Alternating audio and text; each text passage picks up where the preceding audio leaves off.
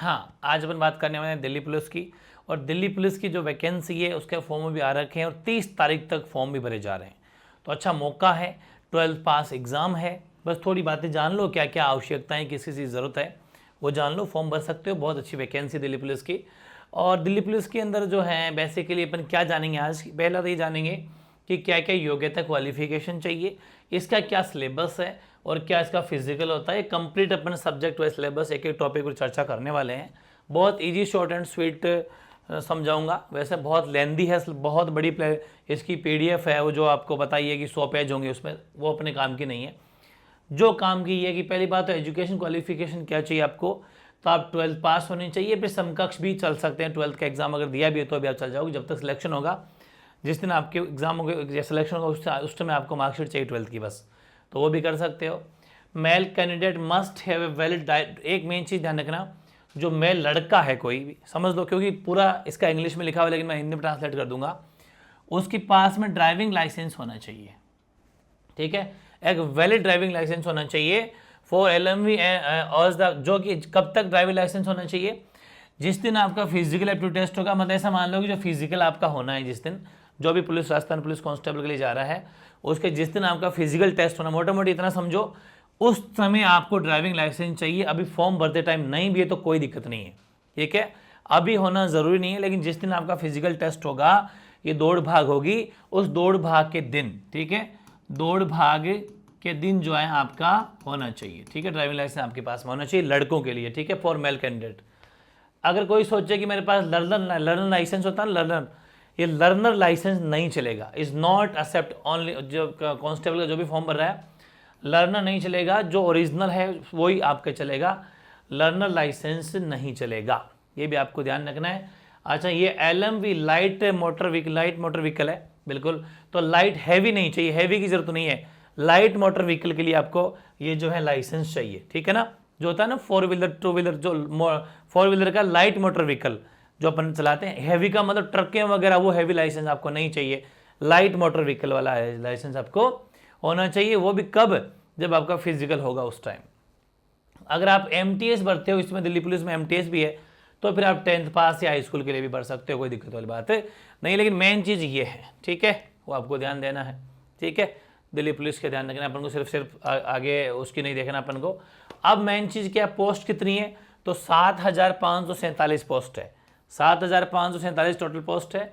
इसमें जनरल के लिए अपन अगर बात करें, तो जनरल के लिए आप देख सकते हो, कांस्टेबल मेल की अपन अगर बात करें, मेल की 2,748 पोस्ट, ये general category, AWS, OBC, SC ST और कुल मिला के पोस्ट हैं इस हिसाब से। ठीक है, फिर जो कांस्टेबल में मेल है, लेकिन जो एक्स सर्विस मैन है, जो पहले से कोई जैसे इंक्लूडिंग, जिसमें अगर SC ST सभी हैं, इसमें सारे ही ST ST सब कुछ है, जो एक्स सर्विस मैन है भाई, जिसने कोई पहले नौकरी कर रखी हो, तो उसकी 153 पोस्ट अलग से हैं जनरल की। वैसे ही आप देखें तो AWS की इसी में 27 है, OBC की इसी में, एक्स सर्विसमैन 15 है, SC की 48 एक्स सर्विसमैन में, ST की 23, कुल मिला के जो पोस्ट है एक्स सर्विसमैनों की वो 266 है।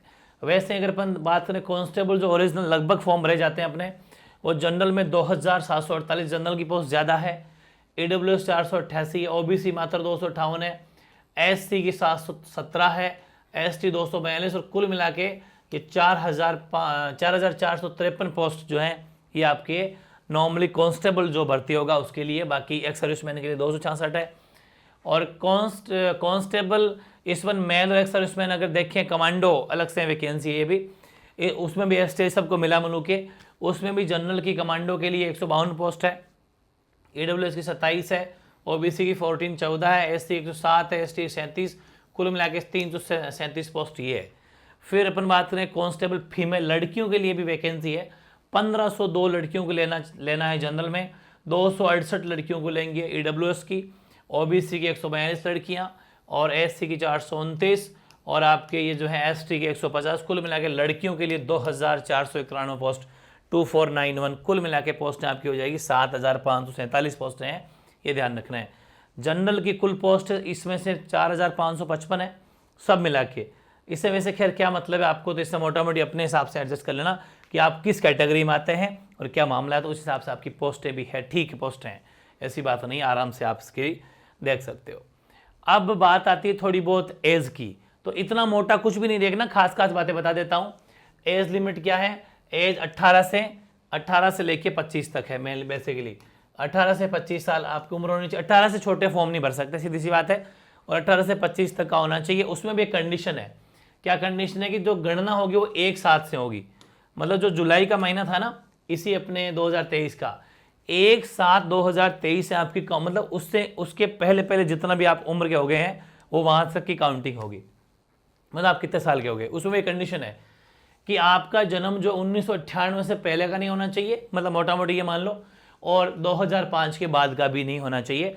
वैसे इसकी कोई जरूरत नहीं, आप अपने हिसाब से उम्र देख लो। 18 से 25 का मामला है, ठीक है। अब किन को छूट है वो थोड़ा सा देखो। छूट की अगर बात करें, ST SC का बंदा है, ठीक है, तो उसको 5 साल की छूट है, ठीक है। मतलब वो 25 से 5 जोड़ लो, 30 साल तक का फॉर्म भर सकता है। OBC वाला बंदा 28 साल तक फॉर्म भर सकता है, 3 साल की छूट है, ठीक है।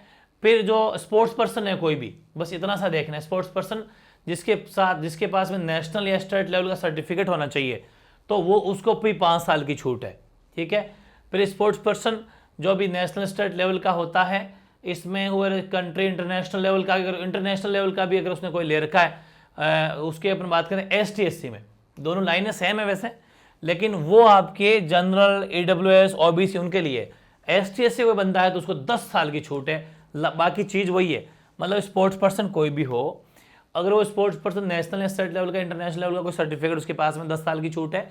और वापस स्पोर्ट्स पर्सन लेकिन ST SC का अगर है तो उसको 10 साल की छूट है। ये फर्क है 5 और 10 का। फिर है अगर departmental candidate for Delhi police, up to 40 year का हो सकता है। अगर वो दिल्ली पुलिस के डिपार्टमेंट के मतलब कहीं पर भी अगर उसने काम किया तो 40 साल तक भी फॉर्म भर सकता है वो। और फिर वापस ये अगर वो जनरल का है तो जनरल का। OBC वाले बंदा 43 साल का फॉर्म भर सकता है।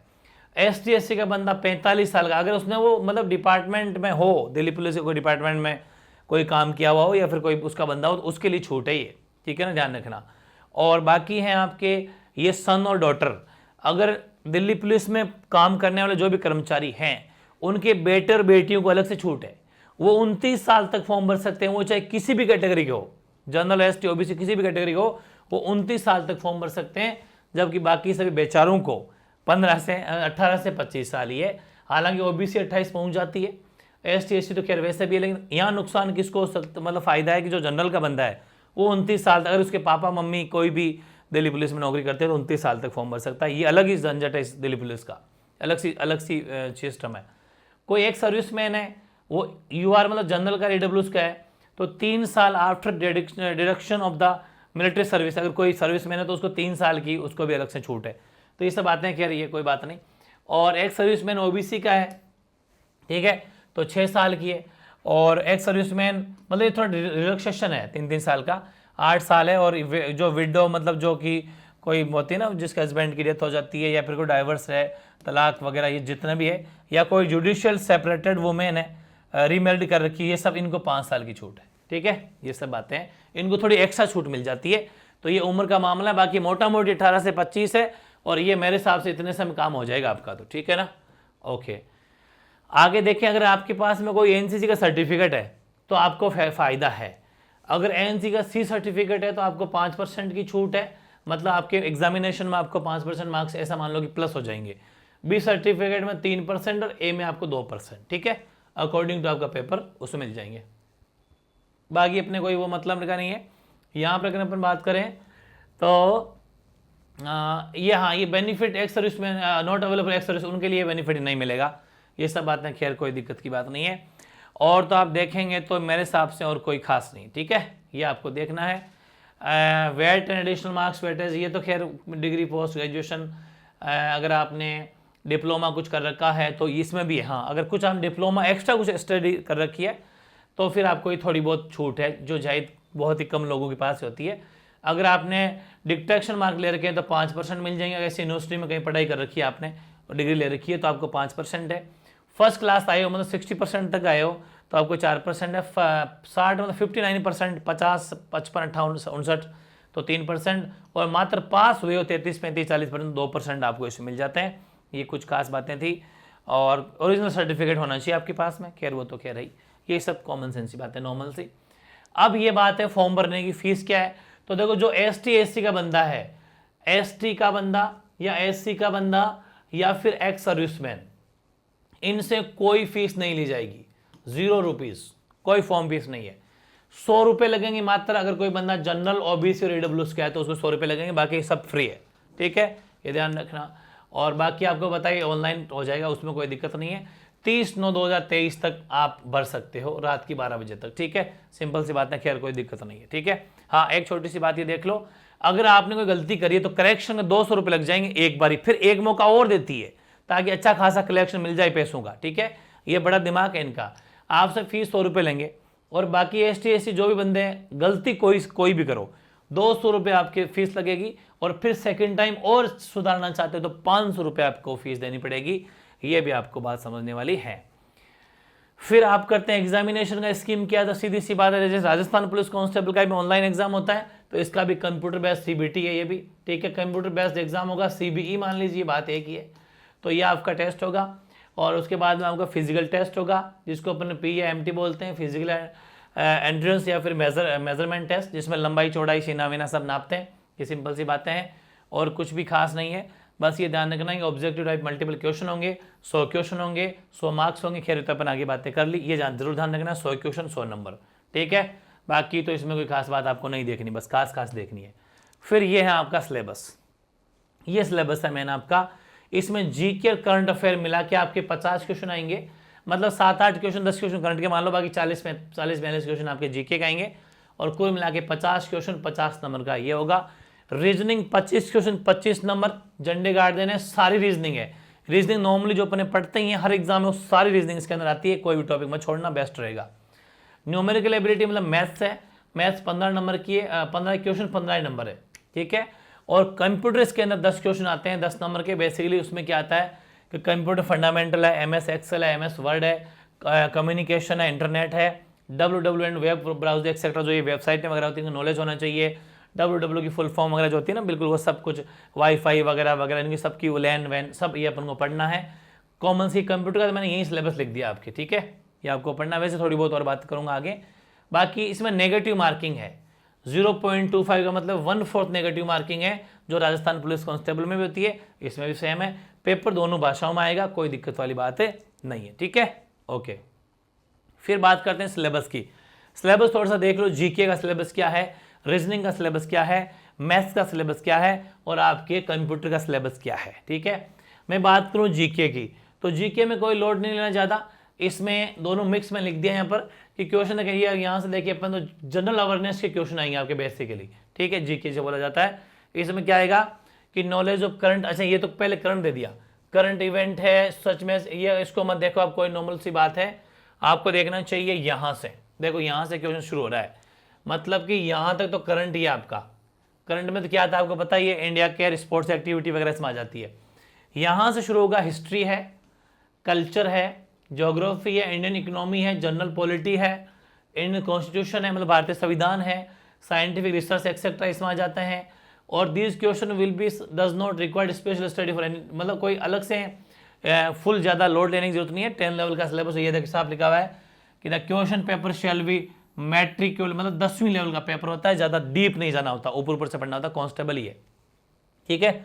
मतलब इंडियन ज्योग्राफी, हिस्ट्री, इतिहास, ये सारे टॉपिक हैं, इंडियन भी है, सब कुछ को आपको खास पढ़ना। राजस्थान अलग से नहीं है इसके अंदर, इसमें इंडिया का मामला है, तो इंडिया GK आता है बेसिकली, और उसमें भी खास चीज़ें पढ़नी होती है, बेसिक ऊपर से। जो Rajasthan police constable India GK है वो इंडिया GK इसके अंदर है, बस ये है। रीजनिंग को मेरे हिसाब से देखने की जरूरत नहीं है, सारे टॉपिक है, लगभग सारे टॉपिक रीजनिंग, कोडिंग डिकोडिंग हो गया, चाहे नॉन नंबर सीरीज हो गया, नंबर्स, मतलब सारे ही मान लो आप, सारे टॉपिक रीजनिंग के बेसिकली होते हैं। मैथ्स थोड़ा सा देख लो, मैथ्स में कौन कौन सा सिलेबस है, इसके अंदर आपके पास में गजब का, तो संख्या पद्धति है, नंबर सिस्टम है, फिर जिसमें भी होल नंबर, पूर्ण संख्याएं, ये डेसिमल होता है, डेसिमल का मतलब दशमलव संख्याएं हो गई, भिन्न हो गई, और रिलेशन बिटवीन नंबर, संख्याओं के बीच में रिलेशन हो गया। अर्थमेटिक प्रोग्रेशन ऑपरेशन जो होता है ना, इज लाइक जो कुछ AP टाइप के क्वेश्चन हो जाएंगे, जो क्लास 10 पढ़ते हैं, समांतर स्टडी टाइप के क्वेश्चन हो जाएंगे। आपके परसेंटेज है, अनुपात समानुपात है, रेशियो प्रोपोर्शन का मतलब अनुपात समानुपात है, आपके औसत हैं, आपके इंटरेस्ट का मतलब होता है मतलब ब्याज, मान लो सरल ब्याज, साधारण ब्याज, चक्रवृद्धि ब्याज, इसमें आ जाएंगे। प्रॉफिट लॉस है, लाभ और हानि है, डिस्काउंट का मतलब बटा है, छूट है। मेंसुरेशन का मतलब जानते हो ना, वो जितने फॉर्मूले अपन पढ़ते हैं, आयतन केयर, क्षेत्रफल केयर, वो सब मेंसुरेशन हो जाता है। Time distance same to same, time distance का मतलब क्या हो जाएगा, मतलब समय व दूरी है, और रेशियो टाइम है, और टाइम एंड वर्क है, मतलब एज इट इज सीईटी का सिलेबस है। जो सीईटी की मैथ्स है वो इसकी मैथ्स है, जो सीईटी की रीजनिंग है वो इसकी, मतलब लगभग कॉमन चीजें इर्द गिर्द घूम रही है, तो आपके बहुत बेनिफिट है। कंप्यूटर अपन देख लिया, एमएस एक्सेल देख लो, एमएस वर्ड देख लो, सेम वही सिलेबस जो सीईटी में, www ये बुलॉन जॉन ये सब देख लो, एक्सेल वगैरह सारी बातें, ईमेल वगैरह के बारे में थोड़ा जानना है, और आपके यूआरएल एचटीटीपी एचटीएमएल लैंग्वेज होती है ना, एचटीएमएल एचटीटीपी इनके बारे में थोड़ा मोटा मोटी जानना है। बिल्कुल भी मुश्किल नहीं है, आराम से पढ़ सकते हो, छोटा सिलेबस है। अब थोड़ी बात कर लेते हैं वापस, मैं फिजिकल की बात बता देता हूँ कि इसमें हाइट का क्या मामला है।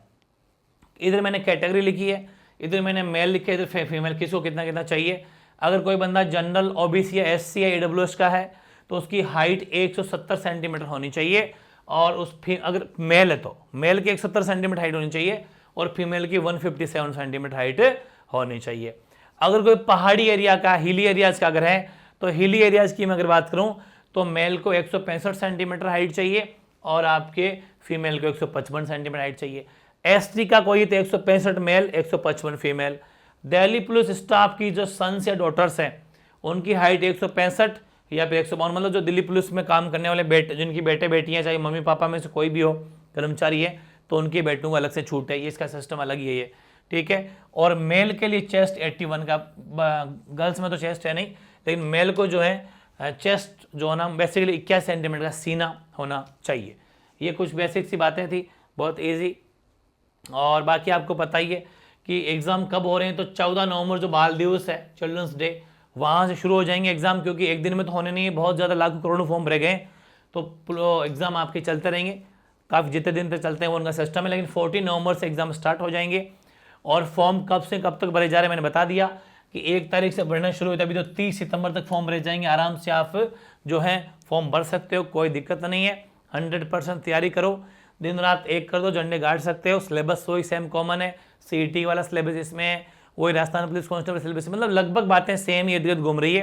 किसी अलग से स्पेसिफिक तैयारी भी ना करो, बस अपनी पढ़ाई को 8 से 10 घंटे की लगा देते हो, तो आराम से आपका सिलेक्शन यहाँ पर हो जाएगा। और भी कोई हेल्प चाहिए तो कमेंट कर देना। बाकी मैंने सारी बातें आपको शॉर्ट एंड स्वीट बता दी है, क्योंकि 100 पेज का आपके सामने ये इसका अपलोड किया गया है ओरिजिनल वेबसाइट पर, जो कि पॉसिबल नहीं है, लेकिन हाँ सारी बातें उसके निचोड़ के निकाल ली है, जो आपकी काम की बातें सारी कवर होगी भी, ठीक है। तो ये था दिल्ली पुलिस की जानकारी। और भी कोई हेल्प चाहिए तो कमेंट कर देना, ठीक है, ओके।